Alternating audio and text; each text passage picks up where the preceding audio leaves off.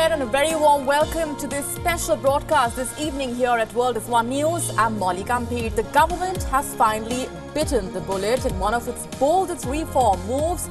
The cabinet on Wednesday approved the privatization of the debt-ridden Air India and its 5 subsidiaries. After a cabinet meeting, Union Finance Minister Arun Jaitley said in principle approval for Air India's divestment had been secured, and now a panel headed by him would decide modalities of the sale. Now, the immediate question that arises is, will this signal the end of turbulent times for Air India and revive the Maharaja's fortunes? We unravel this over the next few minutes with the help of our experts. But first up, here's a quick check on the headlines.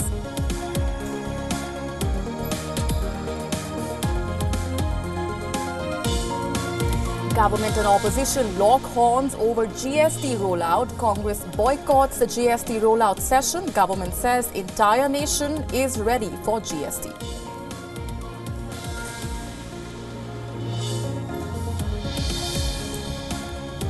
Prime Minister Narendra Modi takes strong note of reports on cow vigilantism, refers Mahatma Gandhi in his indictment.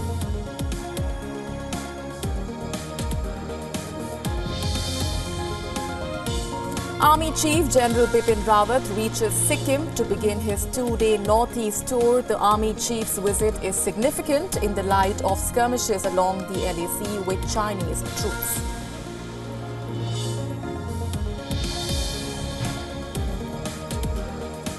I'm looking forward finally to having my day in court. I'm innocent of these charges. They are false. Top Pope Francis aide Cardinal George Pell denies all charges against him. Australian police charged the Cardinal with multiple sexual assaults on Wednesday.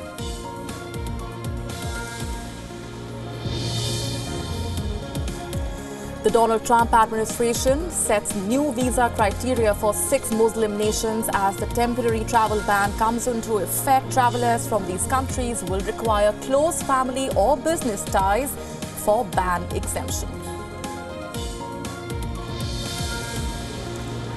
And United States unveiled enhanced security measures for flights landing in the country. Measures to affect around 325,000 airline passengers arriving daily in the US.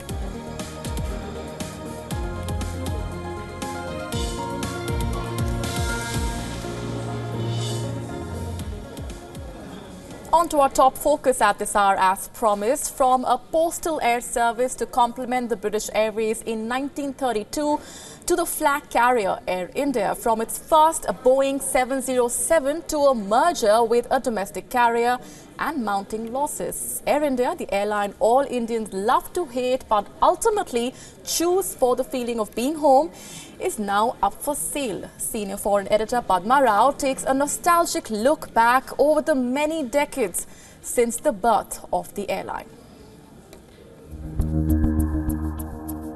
The first family of Mumbai's business houses, the Tatas, have always had a thing for flying. From as far back as 1932, when passionate pilot and businessman the late J.R.D. Tata set up Tata Airlines. Under contract to the British Imperial Airways, Tata Airlines had the modest task of carrying airmail from Karachi to Mumbai and later Chennai. The postman on that first flight was none other than J.R.D. Tata himself. Tata Airlines' fleet consisted of all of 2 aircraft, but within a year it had flown 260,000 kilometers and carried 155 passengers. Its profit, rupees 60,000. By 1938, the renamed Tata Air Services had included Trivandrum, Delhi and Colombo to its network. Then came World War II, but Tata Airlines came to the rescue of the Royal Air Force too by helping with troop movements and shipping supplies. After the end of World War II came India's independence. Tata Air Services first became a public sector company, and then when the Government of India acquired a 49% stake in the airline, it was renamed Air India. The airline was now to carry the flag of the newborn nation on its fin and fuselage. Soon there was a first. With the purchase of its first Boeing 707 named Gauri Shankar, Air India became the first aviation company to include a jet aircraft. Acquisition of new aircraft and an expansion of its international routes followed. By 1962, Air India had become the world's first all-jet airline. In 71 arrived the first Boeing 747 or the jumbo jet. It was named Emperor Ashoka, and Air India's magnificent in-flight service took its new livery and branding titled Palace in the Sky to a whole new level. Silver salvers, crisp white linen, three-course meals and a selection of the finest wines of the world. These, along with Air India's lovable mascot, the Maharaja, were the talk of the 70s. To work for Air India meant prestige. To fly with it, the pinnacle of glamour. But by the 90s, and after market reforms opened up the Indian skies to private players, Air India began to teeter. Its livery faded, the Maharaja's moustache drooped, and the employees, assured of their government jobs for life, grew indifferent and surly. By 2001, the government tried to privatize Air India again, but there were few takers for what was, after the merger with domestic carrier Indian Airlines, seen as an overstaffed, overpaid behemoth. There were several subsequent attempts, but Air India is now finally up for sale. It is yet unclear whether the government will or is in a position to distinguish between foreign and Indian buyers, both of whom have expressed interest. For fans of Air India nostalgia, though, they will be watching one company keenly, the House of Tatas, where the legendary airline was born. Padma Rao, WION. India's Interglobe Aviation, owner of Indigo Airline, has now shown unsolicited interest in buying a stake in the state-owned carrier Air India. Several other airlines, very interestingly, domestic and international, have also expressed interest in buying a stake in Air India. Indian cabinet yesterday gave approval to privatize a debt-laden Air India, which of course is the first step of a process that could see the government offload an airline struggling to turn a profit in the face of growing competition from low-cost rivals. The billionaire corporate Anand Mahindra said he is not brave enough to take on debt-laden Air India after the government said it would privatize the ailing national carrier. The head of the Mahindra Group conglomerate, who is known for risky acquisitions, made it absolutely clear that he was not in contention. Air India was bailed out in 2012 with $5.8 billion of federal funding. Previous attempts to sell the state-owned airline have floundered. Air India, known as the Maharaja of the skies for its turbulent mascot, is reeling under $8 billion in debt, which clouded the government announcement of the sell-off late Wednesday.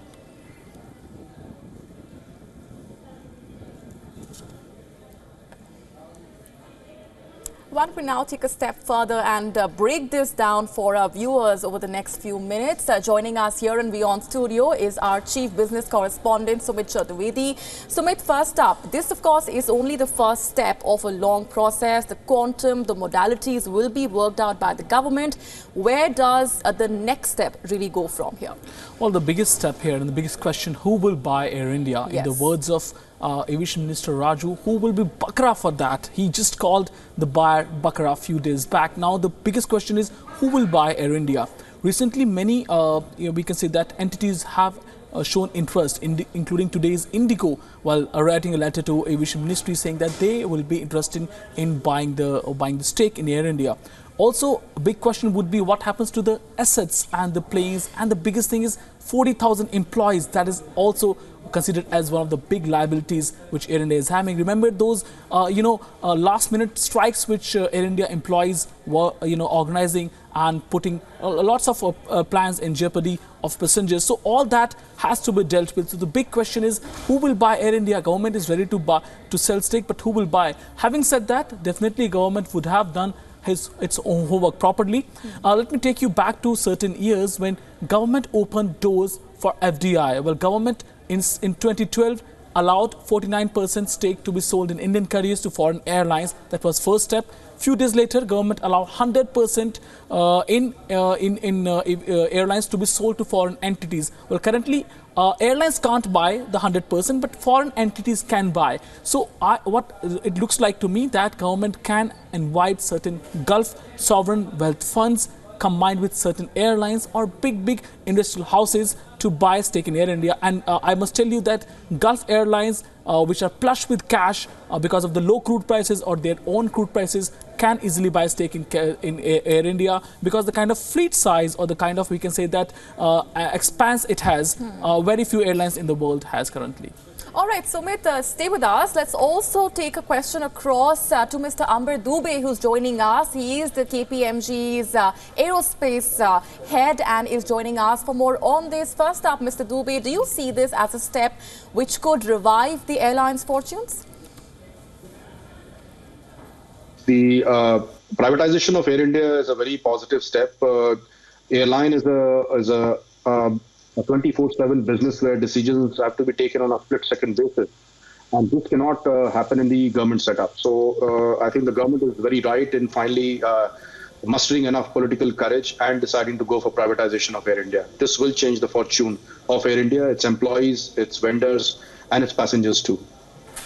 It will change the fortune of Air India. That's the word coming in from our guest. Sumit, very interestingly, Indigo has already shown interest. There have been rumors doing the round and speculation drive that other airlines could also pitch in. What are you picking up on that aspect? Well, it's quite likely that Indigo can be a serious contender because of two reasons. First of all, Indigo is currently into low-cost space. It's a budget airline.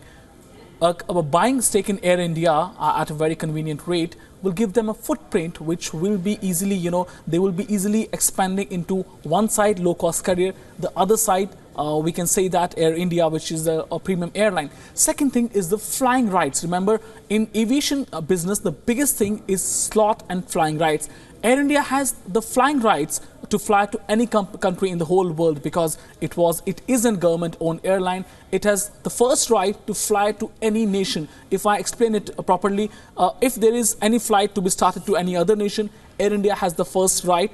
If Air India rejects it, then other airlines will go. That's how the system works. Right. So by acquiring Air India, Indigo will get two things. First of all, it will get a full service carrier, a premium airline where it can compete with Jet Airways and Vistara. And on the other hand, it's already the largest low-cost carrier. On the other hand, they will get the flying rights to fly to different parts of the world and premium access. So these two, based on these two and the kind of ambitions Indigo has. Also keep in mind, Indigo has gone for, we can say that, an IPO 2 years back. So it's flush with cash as well. It has got a lot of cash in its books. So it can really go for, it can make that kind of, and also government would like to have an Indian buyer for Air India. This is because Air India, the aviation is considered as a sensitive sector like telecom. Because in the event of a war, government can ask the airline, Air India, like in the case of, we can say that some Middle Eastern countries where India was sent to bring back Indians, they can't tell this to any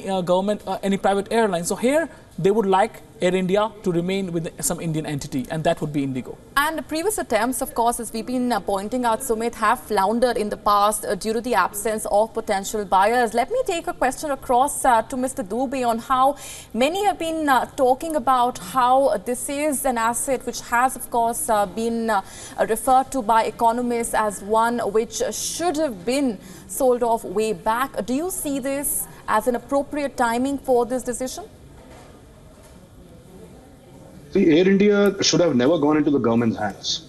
As I mentioned earlier, airline business is a commercial activity, and the government is the one which regulates aviation. Aviation is a very heavily regulated sector.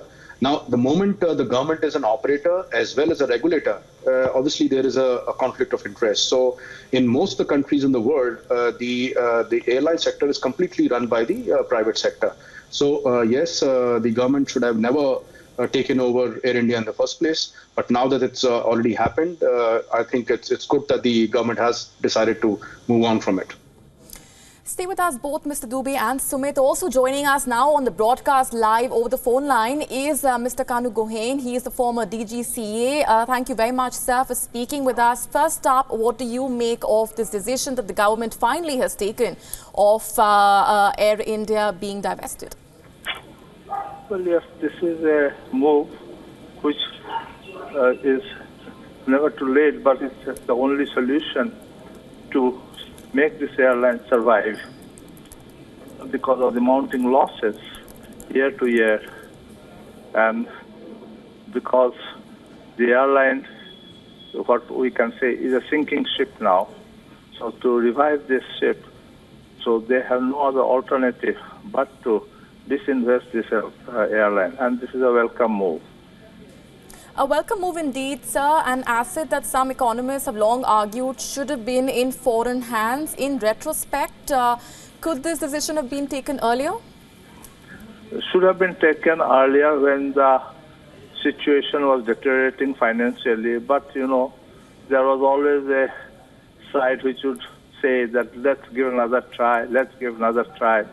So finally, when nothing happened, now the government, that's why I say it's a welcome step by the government to disinvest it. But it should be done very fast. Otherwise, if there's a delay, then the losses will keep mounting. So as of now, the quantum is also being looked at. The modalities are being worked out as well. As far as the stake sale is concerned, according to you, what is your opinion on the amount of quantum there? Amount of? The quantum, yes. See, government has to take a decision. Now, as you know, the government has already appointed a GOM, group of ministers, to go into this whole aspect. Air India, no doubt, is mounting a loss of more than 50,000 crores.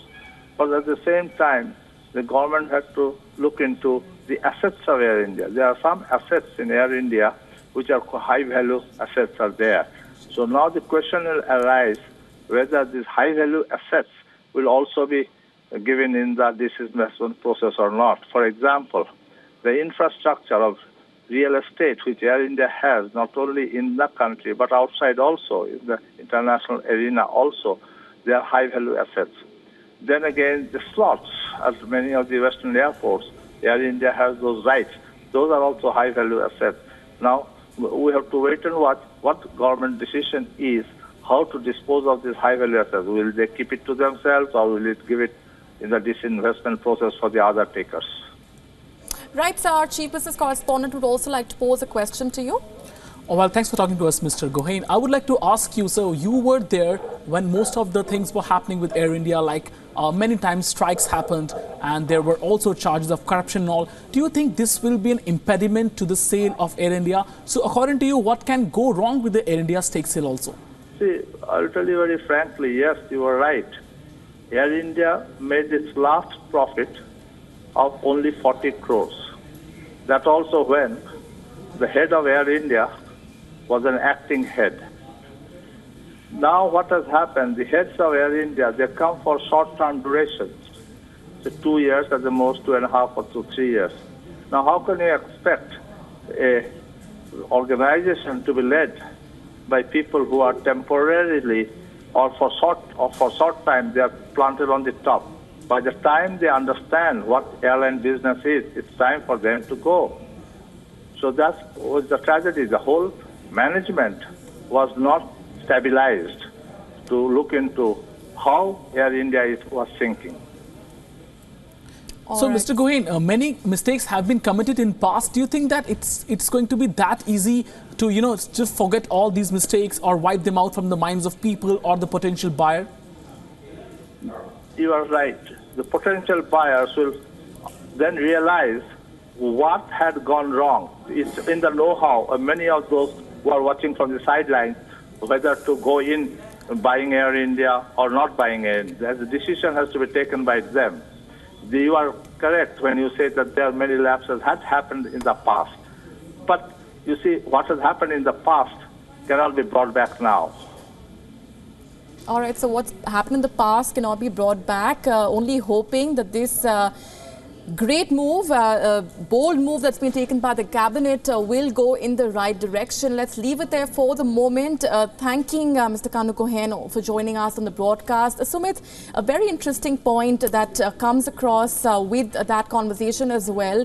The kind of mistakes, to say the least, that Air India has seen itself embroiled in for the longest time. People have been calling it a bad asset. To what extent will it be a struggle to find a potential buyer? Well, that's going to be the biggest problem. But remember, the biggest, we can say that asset or liability in this age is brand. Well, the brand of Air India has really come down, or we can say that have been diluted over the past few years. Remember the complaints we keep on hearing about Air India's staff.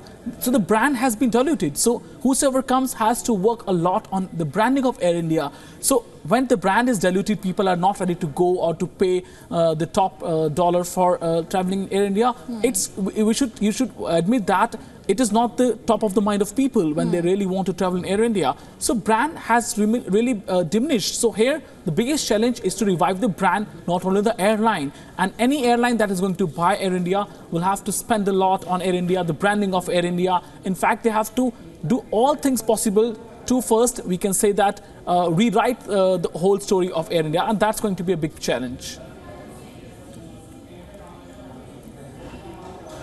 All right, Sumit and Mr. Dubey and Mr. Kanu Guhen, who joined us throughout the broadcast, we're going to leave it there. Of course, a number of questions still remain as far as which way ahead, what's the way ahead for Air India? Will there be a potential buyer? Now, right now, Indigo has, of course, shown interest, as we've been pointing out. Will this be the end of turbulent times for Air India? Will this revive the Maharaja's fortunes is the question. But as of now, the national carrier is up for grabs. We're going to leave it there. That's a wrap for this discussion. But we'll, of course, touch upon the other aspects in the later editions as well.